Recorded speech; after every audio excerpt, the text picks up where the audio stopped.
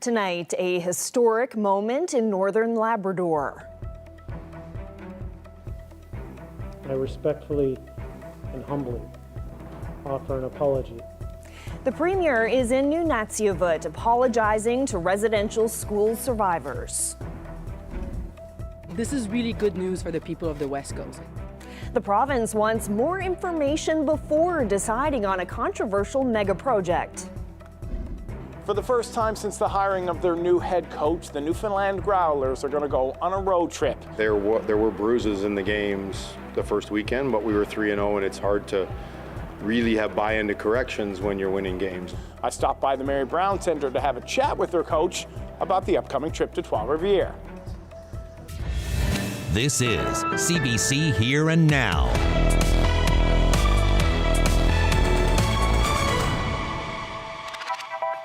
Good evening and welcome to Here and Now.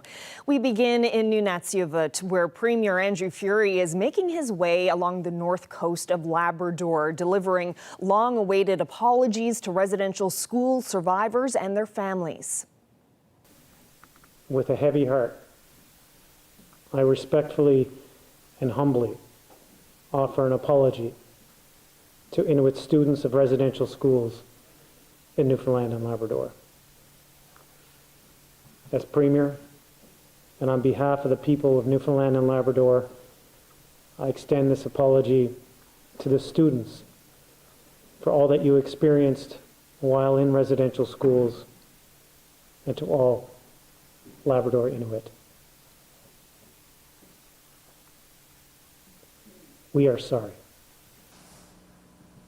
Well, that was Premier Andrew Furey in Postville just a few hours ago for that apology ceremony at the rec center.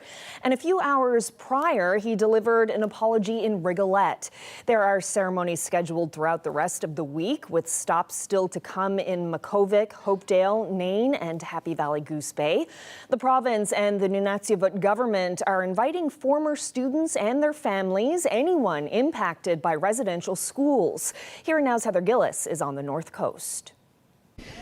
We are in Postville this afternoon, and this community center is where Premier Andrew Furey will deliver his second apology today to residential school survivors. The first was in Rigolette, where the Premier uttered words of apologies and said, "I'm sorry," and apologized that the province didn't protect children from harm when they were in the residential school system.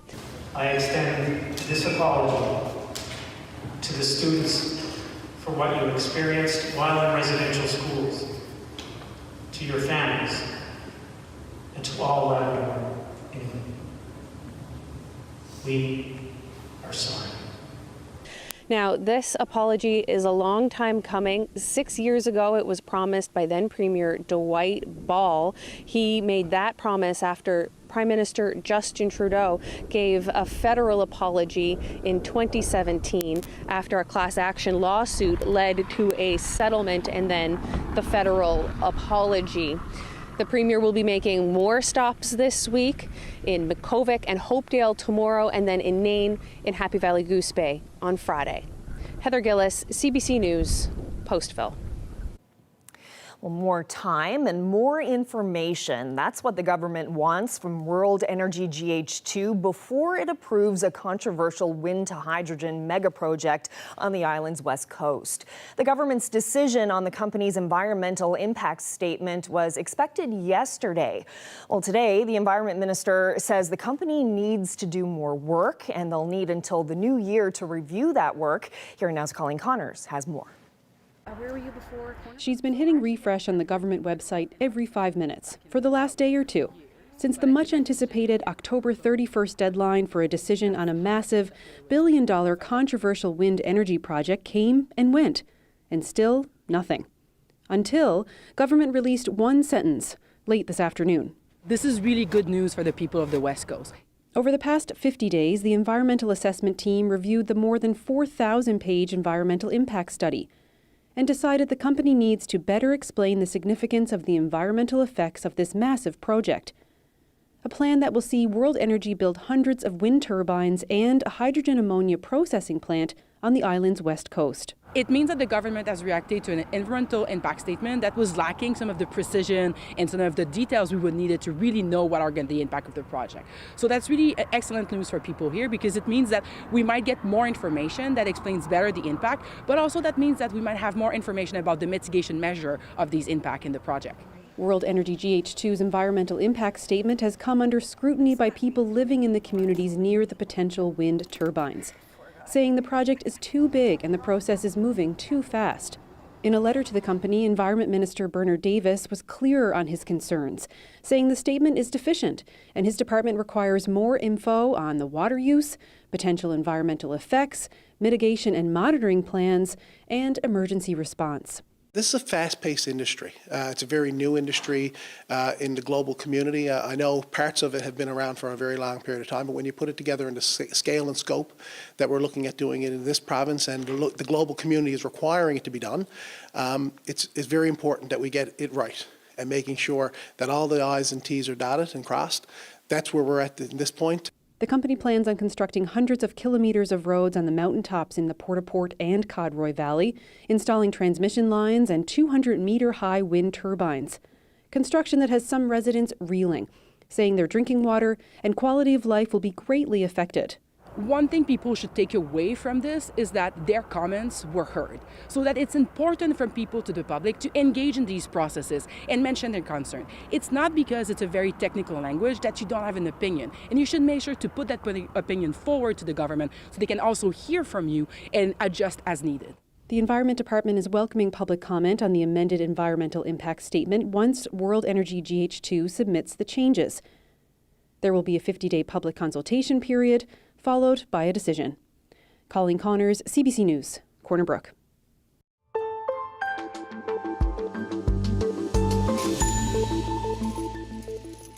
A single father in St. John's is facing homelessness or losing custody of his 3-year-old son.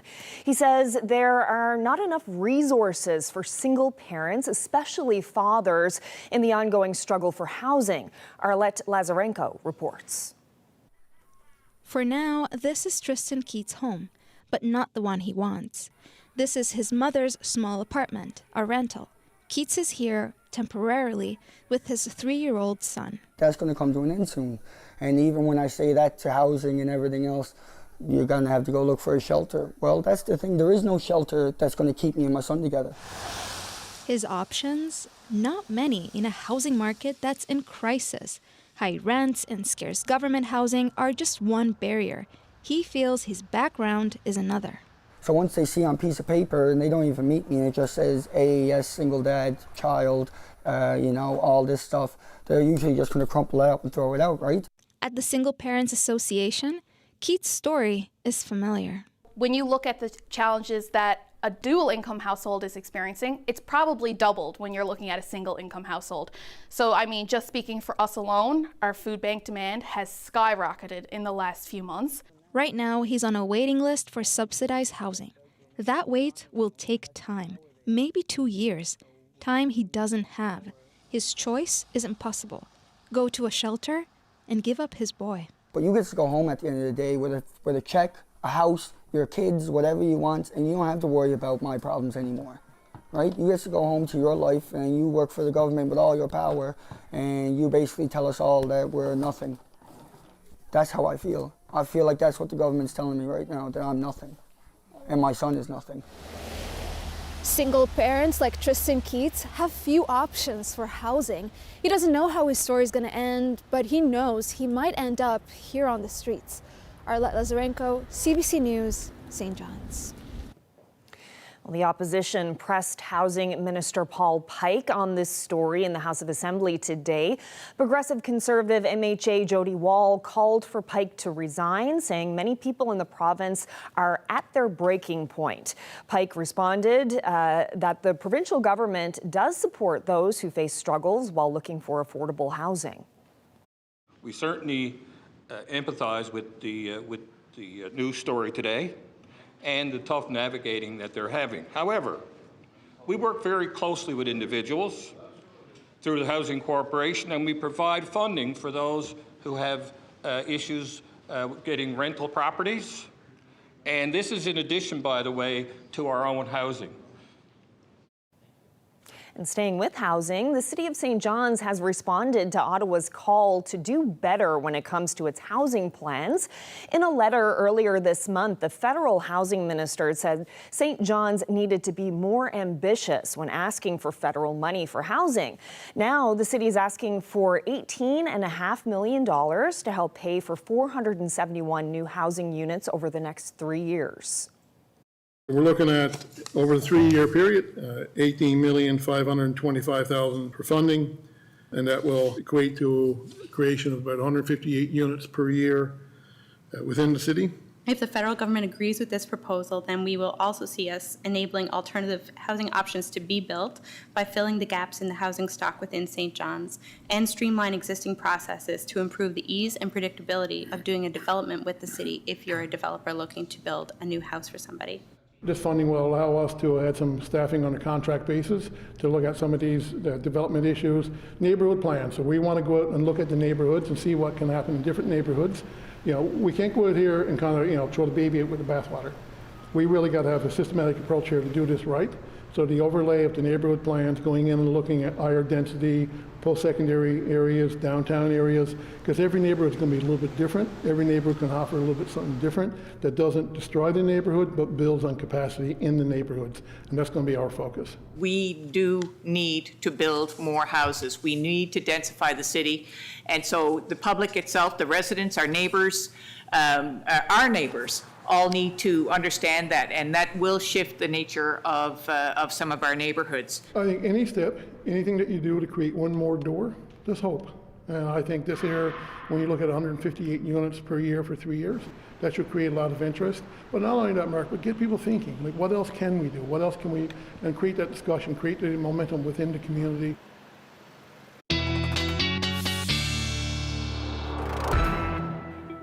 Well, many of us had to scrape off our cars this morning with some frost. The reason for that, temperatures below zero overnight last night. Most of us sitting around -1, -2, but in those low-lying areas, definitely dipping into some of the mid-minus single digits. That's the story up across Labrador as well this morning, about -9 in Lab City. Your temperature didn't really recover much this afternoon. Still below zero for those of you in Lab City, but we do have those temperatures warming up a little bit, anywhere from 3 to about 8 degrees across the island, but we do have our next weather maker just at the doorstep at the moment. We're starting to see some of that snow and rain across portions of the province as well. If I zoom in a little bit, you can see where that snow rain line is at the moment. Now that's going to meander as we head through the night tonight. Some of us are going to see some accumulating snow. Generally, it will be through central and in some of those higher elevations. Environment Canada does have a special weather statement in effect. We'll talk about how much snow you can expect and why there's a little bit of a discrepancy in the forecast when I come back. Thanks, Ashley. Well, politicians are debating new legislation that governs how municipalities in the province work. It's the biggest change to rules for towns and local service districts in more than 2 decades. Everything from taxes to bylaws to what local service districts can do. Here now's Peter Cowan is live tonight in our newsroom with the details. So, Peter, what are some of the key changes here?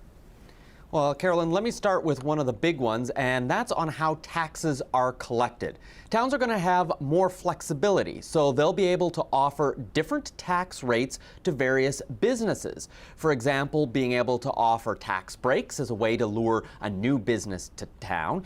And when it comes to homes, there is another big change as well. Poll taxes are no longer allowed. That's when, rather than taxing a home based on its value, taxes are fixed amount for each individual person in that house. So now only about 48 municipalities in this province have that, but it won't be for much longer. The minister today explained why. Poll tax is generally regarded as regressive. Everybody pays the same regardless of means or income. And we're the last province in Canada, I think, to retain a poll tax. So we're moving and towns will have options. They can either do a straight mill rate based on assessments, or they could do a base rate and a much smaller mill rate. Now, there are also changes coming when it comes to what bylaws towns are able to implement. They've complained that there were a lot of restrictions on those. For example, restrictions on bylaws involving like noises or bright lights. But municipalities will now have much broader powers. The towns have purposes. Under those purposes, they can make bylaws that are pretty wide-ranging. They have a whole series of taxation options that weren't necessarily open to them before. There's enforcement opportunities there that weren't there before. Now, another change, local service districts, they will now have to provide garbage collection. They will also be allowed to own and operate recreation centers. They couldn't do that before, but they will also have to make their financial information public. Now, it is important to note that these rules don't apply to cities like Corner Brook or St. John's. They have their own legislation, but the minister did say today similar changes may be coming for them as well. Reporting for Here Now, I'm Peter Cowan in St. John's. Now to some sports news. The Growlers would welcome additional safety equipment on the ice. This after a weekend incident in England that resulted in the death of a pro hockey player. Former Pittsburgh Penguin Adam Johnson died Saturday after his neck was cut with a skate blade while playing hockey overseas. The death has sparked conversations over protective neck guards, something Hockey Canada says all minor players in this country are required to wear, but not at the professional level. Today, the Pittsburgh Penguins announced its AHL and ECHL teams will start wearing them. Here's what the coach of the Newfoundland Growlers had to say about this. I mean, within the staff, we've talked about it. Obviously, not something we can turn around that quickly.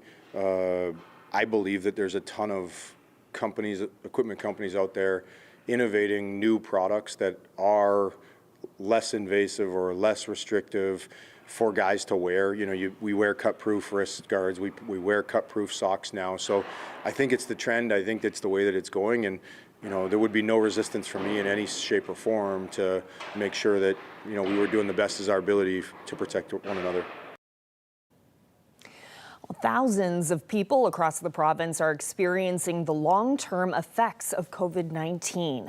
But without a provincial response to the condition, COVID long haulers say they're feeling left behind. Here Now's Jessica Singer has more. Researchers who study long COVID are calling it the post-pandemic pandemic, but the province's public health department says it's not responsible for dealing with it. Long COVID is when a cluster of symptoms persists long after an initial infection of COVID-19. Now, Janice Fitzgerald was the face of public health through the COVID years. Here she is in spring of 2022. It's something certainly that we are going to have to look at. There's no doubt about that. I mean, I think for some people who get COVID, it's more than just a respiratory illness, and it can affect other parts of the body, you know. So we certainly are going to have to look at how we deal with long COVID. But jump forward to 2023. It seems something has changed. It's public health in the sense that the public's health is affected, but it's not public health in terms of what public health does. So what changed? NL Health Services says it's working on joining a national clinical trial related to long COVID. Depending on the number of participants in that trial, it says it may consider options like a long COVID clinic. But just how big of an issue is long COVID? Here's what one expert had to say. So I often call it the post-pandemic pandemic. It affects a lot of people. We know that it affects approximately 15% of people. With about 1.3, 1.4 million people across Canada. So it is not a small issue. So yeah, that's a lot of people. Physicians and researchers who study the condition say it's affected tens of thousands of people in Newfoundland and Labrador since the beginning of December 2021.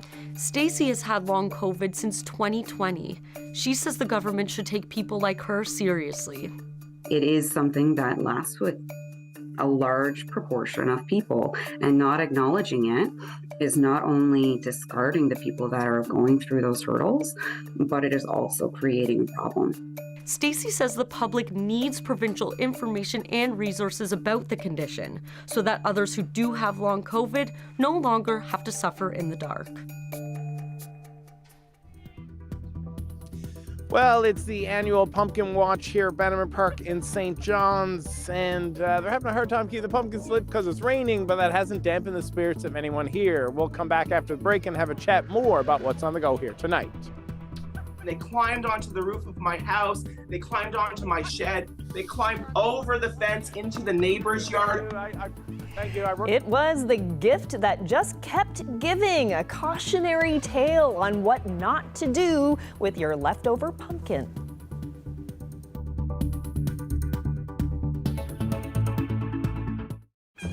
I know everything about my furniture business. Well, everything except the whole business part. Not anymore.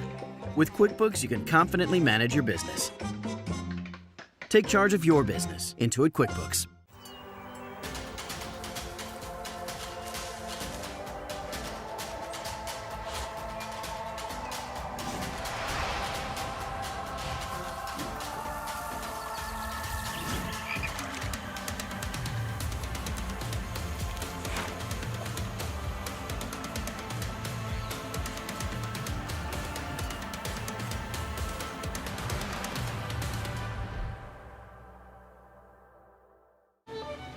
Tourists. Tourists that turn into scientists. Tourists taking photos that are analyzed by AI. So researchers can help life underwater flourish. Ah, that Tropicana feeling. It's the feeling of natural sun-ripened oranges. The feeling of hip shakes and 100% pure squeeze goodness. That Tropicana feeling. Advil Plus acetaminophen fights pain two ways by combining two trusted pain relievers into one tablet. Ibuprofen targets pain. Acetaminophen blocks pain signals. Advil Plus acetaminophen fights pain for up to 8 hours. Out with the old, in with the best. Switch to Pure Fiber, the best internet technology with 5 TV. Now starting from $100 a month. Make some nice saves with Take Charge Instant Rebates. LED light bulbs as low as 99 cents. $15 off high-performance shower heads, $5 off lighting timers, and more. Save up to $30 on all kinds of energy-efficient products. Only at participating retailers until November 7th. Get ready to scratch, watch, and spin with Mega 360, the new game with 3 ways to win. You can play in-store and online. Scratch up to $100,000 instantly, or uncover the spin prize and the fun continues. Take your ticket to your local store to scan, watch excitedly. If your spin lands on Mega 360, you're off to head office in Moncton, New Brunswick to spin the Mega 360 wheel for the chance to win up to $500,000. Scratch, watch, and spin. Mega fun with Mega 360. Play in-store or at alc.ca today. The dedicated efforts of 12,000 highly skilled NAPE professionals make it possible for our complex healthcare system to function. Along every step of your healthcare journey, a NAPE member is there. We improve your speech and hearing, prevent and reduce disability, restore mobility and strength. While our jobs are demanding, we're proud of what we do and never lose sight of what's most important, your care. NAPE, there for you. Always. You know us. We're a part of the community. We've been standing for you for years. We stand for knowledge, integrity, experience, and justice. We are committed to work for you. Call Rogers Moyes. We stand for you. Out with the old, in with the best. Switch to Pure Fiber, the best internet technology with 5 TV. Now starting from $100 a month.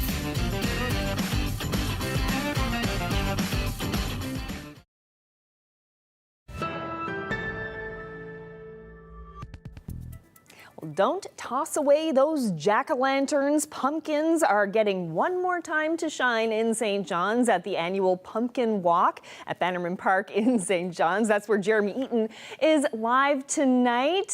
So Jeremy, Halloween may be over, but the spirit of Halloween seems to be alive and strong there tonight.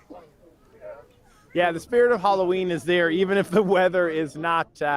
There's a couple hundred people have gathered here in Bannerman Park to take in the annual Pumpkin Watch. It's a chance for people to give their pumpkins another chance to show off, another chance to shine, so to speak. Obviously, the rain isn't what people wanted, but that hasn't stopped people from coming out and taking a look at all these pumpkins. Now, to learn a little more about this annual event, we have Ward 1 City Councillor Jill Bruce going to chat to us a little bit about it. Jill, thanks for coming out and chatting to us today. Thanks for having me. So people want to know, this is a relatively new event, given how old the city of St. John's is. How many years has the city been putting off this event? So this is our 7th year. The only year we didn't have it live here in the park was during the pandemic in 2020. And we still had a composting event that year, so people could still compost their pumpkins that year.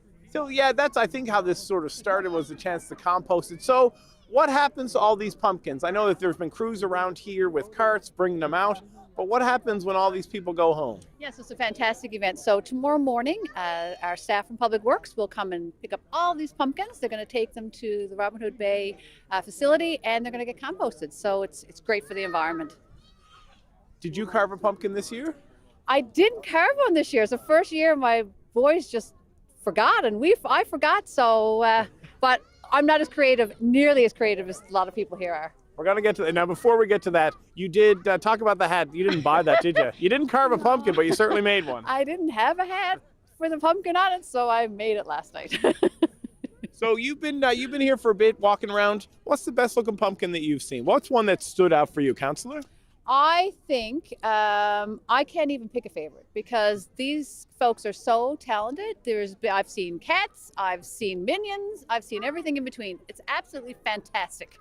When you come out here, you realize it makes me feel really insecure about my own pumpkin carving abilities. Because basically I go online, I get a stencil, I print it out, and it just looks terrible. But it's lit up. But anyways, these are very impressive. Now, I know the rain is not what you had hoped for, but what do you have here to warm the people up here, Jill? So we have free hot chocolate. First of all, we ask folks to bring their own reusable mug just to cut down on waste. We're going to have some entertainment. We're going to have some music. Now, after 6:30, we've got maybe some drop-in performances, surprise performances. So it's really great. And I'd just like to mention, this is actually something that an event that came out of our Neighborhood Watch program. So there's been a lot of, crimes and vandalism on properties around Halloween, and a lot of them are caused by pumpkins. So this was born out of the Neighborhood Watch program with Jennifer McGraw, and they decided, well, what a great way to get rid of the pumpkins, to dispose of them, compost, good win-win, for the environment and for the city, for folks to come out and enjoy it. So a lot of less smashed pumpkins, so to speak. Absolutely. Well, smashed at the facility, not at people's stores. I really want to smash a pumpkin. Anyways, Councillor Bruce, thanks so much for your time. Greatly appreciate it. Thanks so much. As she said, in Neighborhood Watch, there's a number of RNC officers here. The fire department's on hand. And then I think the hardest thing is trying to keep these pumpkins lit. But this event is, as the kids would say, lit.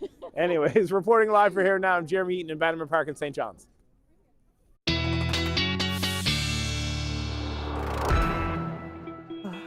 Gosh, I don't know what's more impressive, the number of people and pumpkins in Bannerman Park right now, or the fact that Councillor Bruce made that delightful pumpkin hat last night. That's pretty impressive. That is very impressive. Very nice. Yeah. So actually, before we get to your forecast, though, we're going to continue with this pumpkin and composting theme. A TikToker from Brant, Ontario got one heck of a surprise after composting last year's Halloween pumpkin. Yeah, it turns out you should always remove the seeds from your jack-o'-lantern.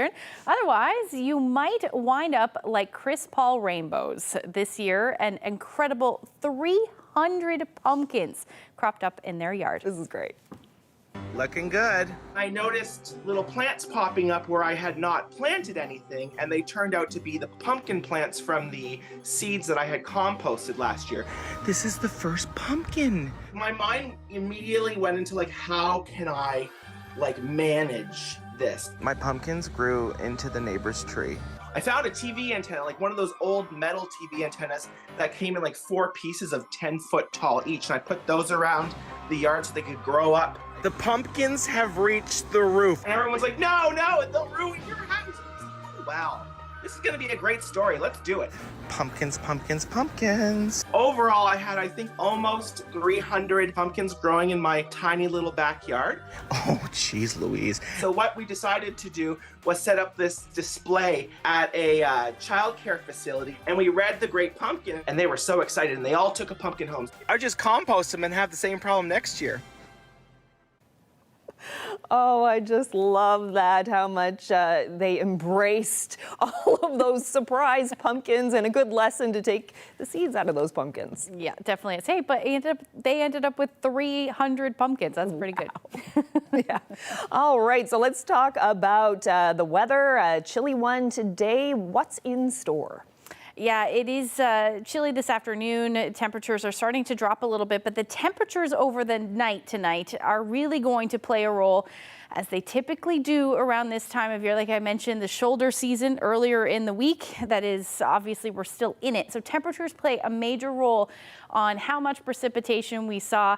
The perfect example was the Avalon earlier this week, where higher elevations saw nearly 11 centimeters of snow, and that's because the temperatures were a bit cooler than what the original forecast was. So at the moment, we're currently sitting at 5 degrees in St. John's. You factor in that wind chill, 0. We should stay above 0 most of the Avalon tonight. So this should fall as rain. Where we're starting to get into the discrepancy in the forecast, or the potential for change in the forecast, would be through central. Temperatures at the moment are sitting at 2 degrees in Gander. Same thing for Badger. But if these temperatures drop tonight, we are going to see a bit of a change, maybe, as to how much precipitation we see. So right now, we've got an area of low pressure to the south. It's working its way further east at the moment. And what we've got on the go is some snow through central. And then we've got that rain at the moment for eastern areas of the island. Now, most of that precipitation has already fallen. For those of you back in and across the maritime provinces, some of you seeing significant snow with this, and that is what we're going to see as we head through the night tonight. So just showing you that rain-snow line at the moment. Some of the heavier showers are working their way across the Avalon. We will see this continue, but how much snow we see through central, like I said, will completely depend on the temperatures. So models doing a really good job at the moment as to show where that rain-snow line is. We may, like I said, see that meander a little bit through the overnight, but most of central should see that snow.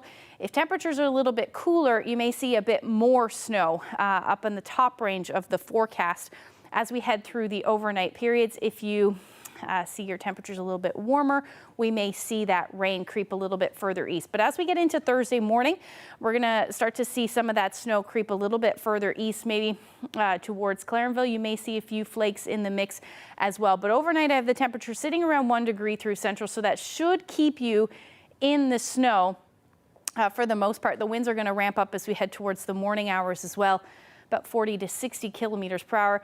Labrador, Northern Peninsula, you're going to sit this one out. Generally clear skies tonight with your temperature sitting below 0, about minus 11 in Lab City. So how much snow? About 5 to 15 is a good bet. I know that's a big range, but really the higher elevations will see the most snow, and that's again because of the temperatures. Now on either side of that, we're talking about a trace to 5 centimeters, and that could extend past Terra Nova. And Gander really is where we're playing with that potential. Either you could see 5 or you could see 15 centimeters of snow, and again, it will probably be because of that elevation. So definitely keep that in mind as you head through tomorrow. The winds will pick up a bit, 40 to about 60 kilometers per hour. Eventually you will see that snow end from west to east as the day goes on. West Coast looks beautiful. You'll see the clearing by supper hour for the east, and then up across Labrador, generally a pretty lovely day for you. Just a few showers, certainly, or a few flurries rather, certainly possible for the west. Temperatures tomorrow are going to be cooler. You're talking about 1 to about 5, 6 degrees through the day. The winds will be out of the northwest at this point, between 40 to about 70 kilometers per hour. The strongest winds will be along the northeast coast there as the system departs. And then for Labrador, you're looking at a pretty nice day for the most part. We'll be sitting in some sunshine, maybe a few flurries for those of you in Lab West, but overall temperatures will stay a bit above 0 for the southeast, and then a bit below 0 for those of you for northern Labrador as well as Lab West. So Carolyn, it's looking, wintry. It is indeed. Thanks so much, Ashley. Well, shifting now to some sports news. After starting their 5th season with 6 straight games at home, the Newfoundland Growlers are on the move for a series in Quebec. Here now's Jeremy Eaton has more. The 5th season for the Newfoundland Growlers is underway, and the team is off to a pretty good start. 4 wins and 2 losses. But for the first time under new coach Matt Cook, the team is hitting the road. Now, this is something that you might not have known, so let me tell you about it. This is my first road trip in this scenario, and so there's a lot of unknowns for me, and I've heard some horror stories about travel around here and getting on and off the island, and so looking forward to some of those bumps in the road, and we've prepared the guys for that. But I think it's exciting. It's an exciting time to go and spend time at the hotel, be a group, and really be outside of home and where we can just function as a group and learn each other a little better. All the D with bards. Pre-scout started happening right after last weekend, right? So we kind of know and understand who Trois-Rivières is and what their threats are, and build out a game plan, so that we can go out and be successful, and then really try and focus this week practices into shoring up some of our mistakes so that we can continue to push forward.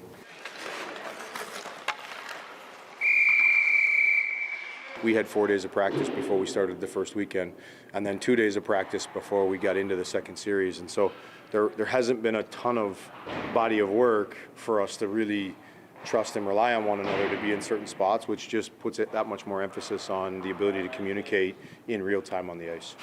You just got called by the league. Fair. You are Rookie of the Month.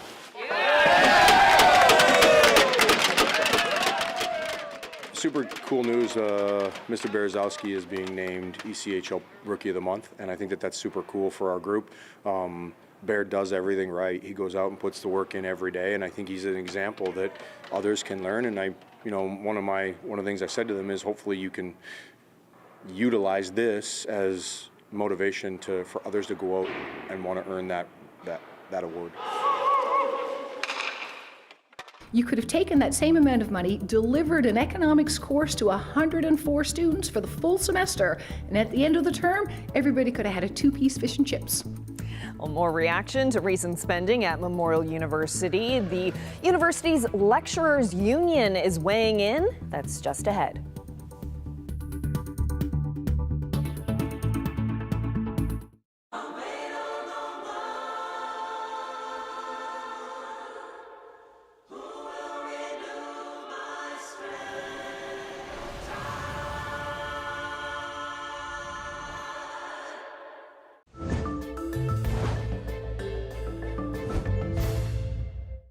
Introducing the all-new 2024 Chevrolet Trax. When your Monday outfit looks a little different, and you like to turn up in your own way, cruise in your own lane, and connect on a different wave.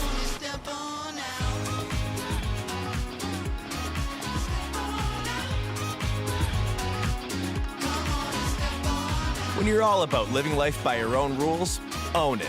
The all-new Chevrolet Trax. Layla's thing is ensuring she always ends up with the fullest box of fries. Our thing is making those fries with only 100% Canadian potatoes, which makes them highly sought after.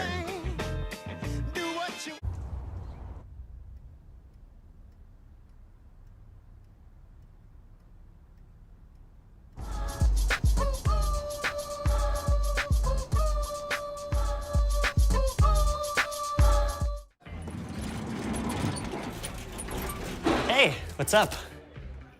You brought your own Armstrong cheese? Of course, I love it. It's okay to bring your own Armstrong cheese. Car designers can shape a piece of clay into a piece of art. So why don't they? At Nissan, things are different.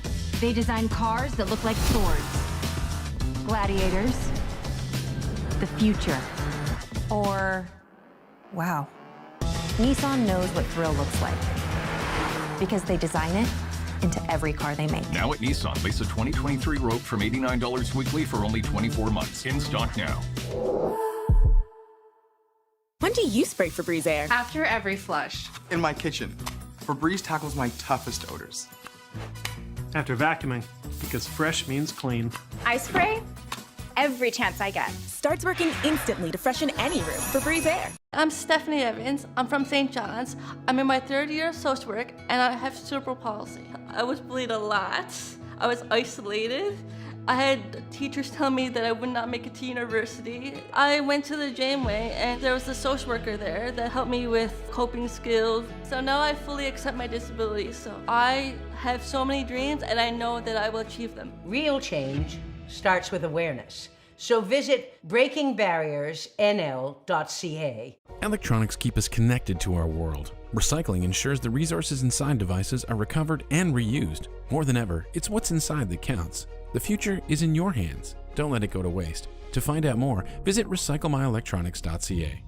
When your long-term disability benefits are cut off, it can seem like you're cut off from everything, including your future. We'll help you get your benefits back. Rogers Moyes, how can I help you? Rogers Moyes, personal injury lawyers. We stand for you. Closed captioning brought to you by Chevrolet's Gear Up for Fall event. Get 0.99% financing up to 60 months on the select 2023 Silverado trucks. Visit your dealer for details.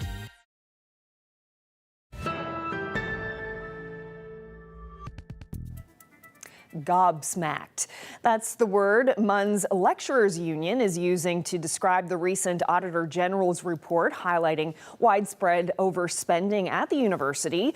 You might recall a strike earlier this year saw full-time staff get a pay raise. Now, those not included are the part-time faculty. Lumen represents that group. I spoke with Representative Allison Coffin this afternoon about why the AG report left them gobsmacked. Because we were just absolutely amazed at the amount of bloat that is happening at the university. I mean, the stuff that we've heard, dinners for almost $7,000 for a few staff that included drinks of all things. Lack of spending controls, not monitoring that, one administrator's not knowing what the other administrator's doing. All of the administrators are being paid an awful lot more money compared to their peers. So we were really, really upset by that, because when you look at the salary for the lecturers union, we are the lowest paid lecturers union in all of Canada. So obviously we are very concerned with where Memorial University is putting their priorities. Where should the spending go? We don't think it should go into administrative bloat. Where do you think it should go? We think it should go back to where it's going to serve the students best. Certainly the salaries of our members would benefit greatly by that, but also it should go back into physical infrastructure. I don't know if you've been in a tunnel at MUN lately, but it rains in them. So that's a bit of a problem. And we have infrastructure that's crumbling. We have antiquated technology in some of the classrooms, so that's problematic. And these are the things that are on the ground that are most important for students right now. You know, an employee dinner, that's lovely. Nice to have parting gifts for people, but perhaps we should get the fundamentals right first. So you mentioned the bloat. Can you give an example of that? Here's a really easy example. We've heard lots about this employee dinner that costs $6,800 for some employees, a dinner and drinks. Lovely event, I'm sure, but you could have taken that same amount of money, delivered an economics course to 104 students for the full semester, and at the end of the term, everybody could have had a two-piece fish and chips. Vastly different priorities as far as the university is concerned. So you think the monies could be used more wisely? Absolutely. The students will benefit from having a full course, not so much from their employees going out and having a lovely dinner and drinks. We're working in this environment all the time. We see a lot of these things. We see, overspending in a lot of stuff. We see where spending is not happening. And things like, you need to buy your own light bulbs for your lamps. Well, that's a problem if you guys are going out to dinner. I don't understand what caused someone to think, well, that was a good idea. We're going to spend money on us, but not on the actual faculty that's there. The lack of controls was a little bit more problematic because there's a lot of mechanisms at the university that I thought were pretty good at managing, well, where are we spending our money? Are we overspending here? Is there duplication? Turns out that all the systems that they say were in place don't seem to be working. And that's a huge problem as well. So what about going forward? Is there anything that the lecturers union wants to do to voice their concerns? What's next? Well, we'd certainly like to be engaged in the conversation that the administration is having right now. Certainly they've responded and said, yes, we're doing things that is being recommended. We'd like to see boots on the ground. What are you going to do for us? What are you going to do for the students? And we can sit down with administration and say, this is how we can help. Or perhaps maybe you want to reconsider where your priorities are and help contributing to that process along the way. Because most administrators probably don't take the tunnels, or they haven't been in a classroom where the lights are really not working particularly well. And it's really hard to write an exam when your classroom lights are really low. So things like that, those nuanced things that you're not going to see on a balance sheet or not a balance sheet, we'd like to engage in those conversations and get them back to what really, really matters to students, to faculty, to everyone's working the buildings. Thursday on Here and Now, a beloved toy from back in the day is back in the spotlight.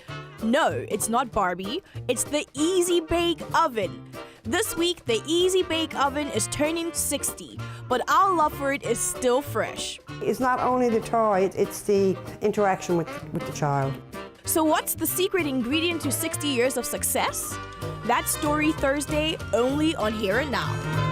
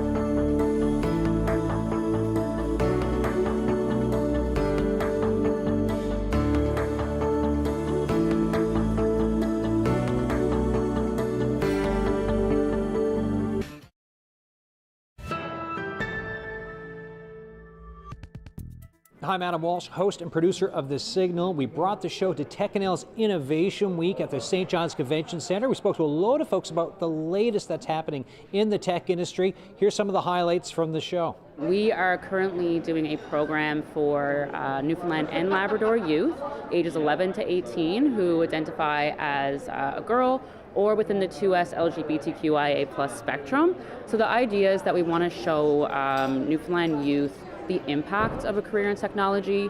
I think there's a lot of misconceptions out there around a career in tech being very cold and out of touch with social connections. I know all about wanting to do something that creates real change in the world, and I want young women and young queer and trans youth to know that this sector has that for them. There are a lot of commitments from a lot of amazing, great companies to ensure that they have diverse hiring ratios.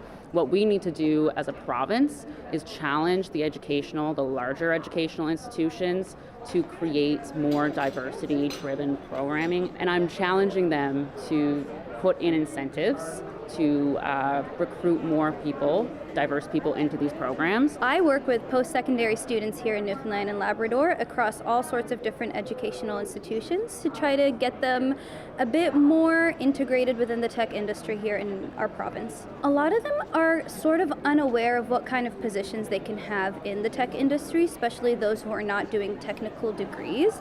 And a lot of the things that we try to do is we try to show them how diverse our tech industry is, especially here in our province, and all the different roles a lot of students can fit into based on their backgrounds and how they can turn what they're doing into transferable skills. But a lot of them are just always very curious at what is working in the tech industry like, and we try our best to make sure that they know that there's a place for everybody here in tech.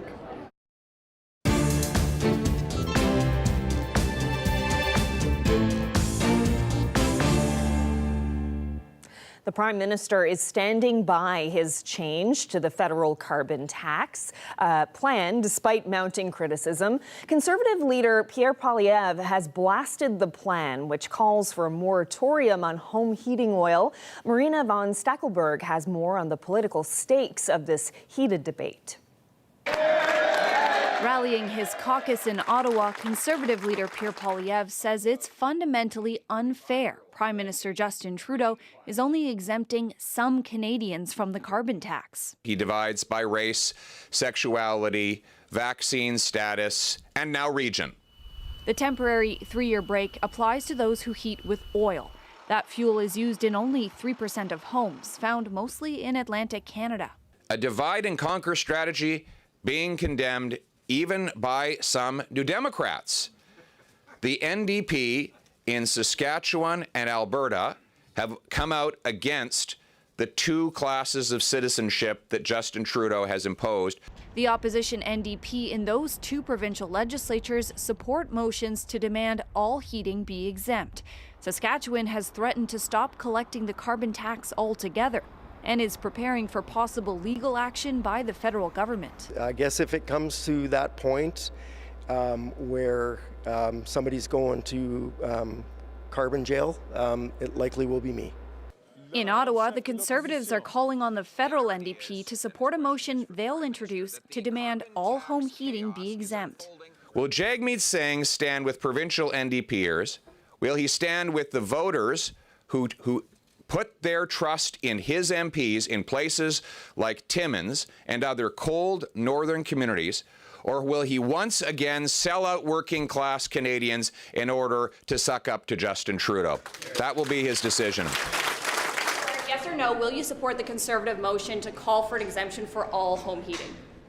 We're discussing the Conservative motion in our team. We're discussing that still. We need a credible carbon pricing plan, and Mr. Trudeau's blown the credibility of his carbon plan by trying to defend his MPs in Atlantic Canada without a national plan. So would you support Pierre Poilievre's motion? We shall see.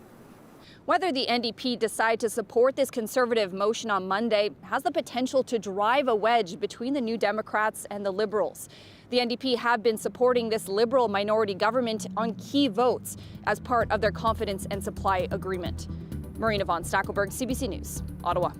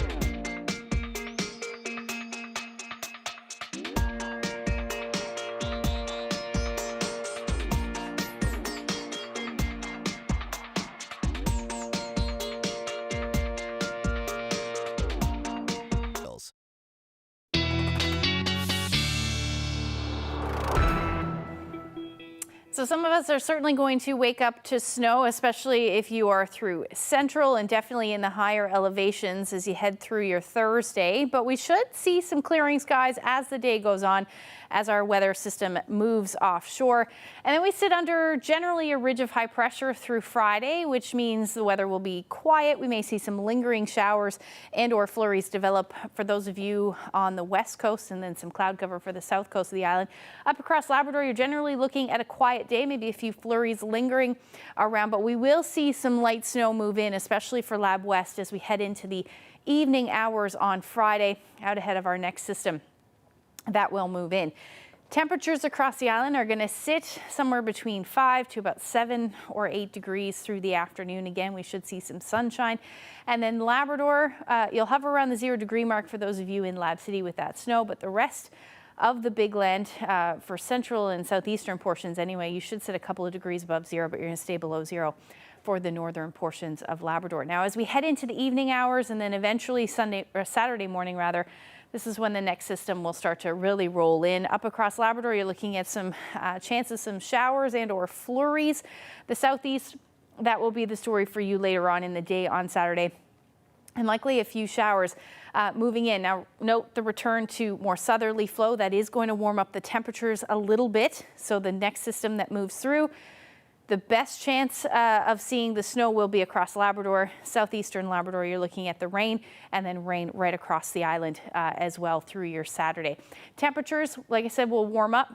Double digits, just barely, 10, 11 degrees as your afternoon highs for essentially the eastern half of the island.